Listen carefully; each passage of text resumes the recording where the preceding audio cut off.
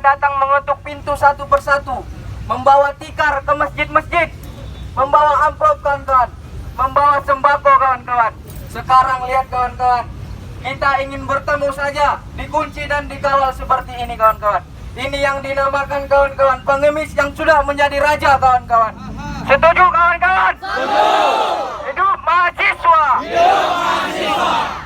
Kami berharap kepada anggota DPRD yang terpilih supaya jangan lupa kawan-kawan, supaya selama satu periode 5 tahun ke depan jangan hanya bersama perwakilan dari orang-orang yang tidak mampu menyampaikan aspirasi, kita sampaikan bahwa kita sekarang akan mengawal